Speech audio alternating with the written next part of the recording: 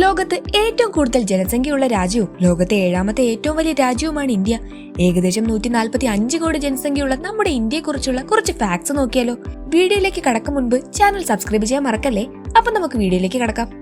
ഒന്നാമതായി പറയാനുള്ളത്, ലോകത്ത് ഏറ്റവും അധികം വെജിറ്റേറിയൻസ് ഉള്ള രാജ്യമാണ് ഇന്ത്യ.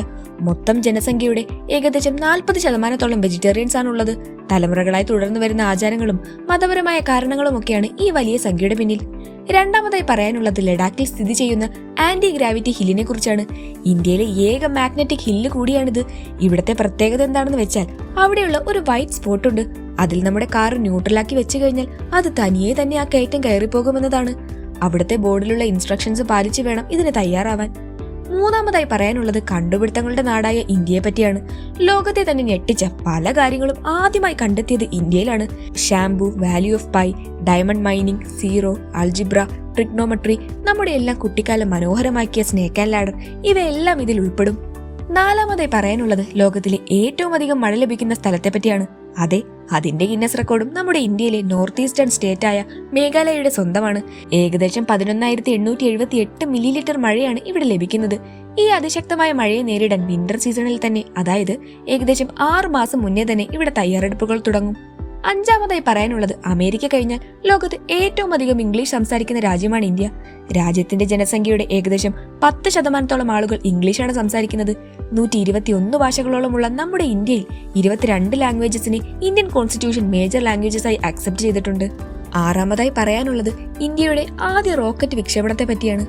ഇവിടെ കൗതുകം എന്തെന്നാൽ, തിരുവനന്തപുരത്തെ തുമ്പയിലുള്ള ഒരു പള്ളിയിൽ നിന്നും സൈക്കിളിൽ വെച്ചാണ് റോക്കറ്റ് വിക്ഷേപണത്തിനായി റോക്കറ്റിനെ ആവശ്യ സ്ഥലത്തെത്തിച്ചിരുന്നത്.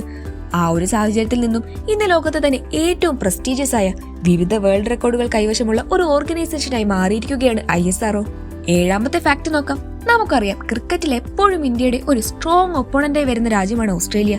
ഈ ഓസ്ട്രേലിയയുടെ മൊത്തം ജനസംഖ്യ ഏകദേശം 2.6 കോടിയോളമാണ്. ഇനി കൗതുകം എന്തെന്നാൽ, നമ്മുടെ ഇന്ത്യൻ റെയിൽവേസിലൂടെ 172 സ്റ്റേഷൻസും 12,617 ട്രെയിനുകളും വഴി ഒരു ദിവസം യാത്ര ചെയ്യുന്നത് 2.6 കോടി ജനങ്ങളാണ്. അതായത് ഓസ്ട്രേലിയയുടെ മുഴുവൻ ജനസംഖ്യയോളം വരുന്ന ആളുകൾ.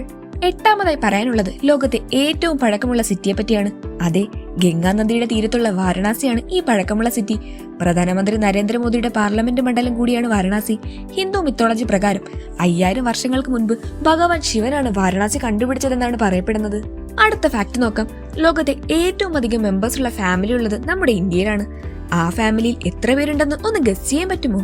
39 ഭാര്യമാരും 94 കുട്ടികളും 14 മരുമക്കളും 33 പേരക്കുട്ടികളും അടങ്ങുന്ന 181 പേരുള്ള മിസോറാമിലുള്ള സിയോണ ചനാസ് ഫാമിലിയാണ് ആ റെക്കോർഡിന്റെ അവകാശികൾ. പത്താമതായി ഉള്ളത്, അധികമാർക്കും അറിയാത്തൊരു ഫാക്ട് ആയിരിക്കും. ലോകത്ത് തന്നെ ഏറ്റവും അധികം സിനിമകൾ പ്രൊഡ്യൂസ് ചെയ്യുന്ന രാജ്യമാണ് ഇന്ത്യ. മോളിവുഡ്, ടോളിവുഡ്, ബോളിവുഡ് എന്നിങ്ങനെ തുടങ്ങി 20ഓളം ഭാഷകളിലായി 1000 മുതൽ 2000 സിനിമകൾ വരെ വർഷം തോറും ഇന്ത്യ പ്രൊഡ്യൂസ് ചെയ്യുന്നുണ്ട്. അപ്പോൾ ഇതൊക്കെയാണ് ഇന്ത്യയെ പറ്റിയുള്ള ടോപ്പ് 10 ഫാക്ട്സ്. ഒരുപക്ഷെ നിങ്ങൾക്കിതിൽ പലതും പുതിയ അറിവായിരിക്കുമല്ലേ? വീഡിയോ ഇഷ്ടമായെങ്കിൽ ലൈക്കും ഷെയറും ചെയ്യണേ. ഇനിയും ഇതുപോലുള്ള ഇൻട്രസ്റ്റിംഗ് വീഡിയോസിനായി ചാനൽ ഇപ്പോൾ തന്നെ സബ്സ്ക്രൈബ് ചെയ്യൂ. അടുത്തൊരു വീഡിയോയിൽ വീണ്ടും കാണാം. Good bye.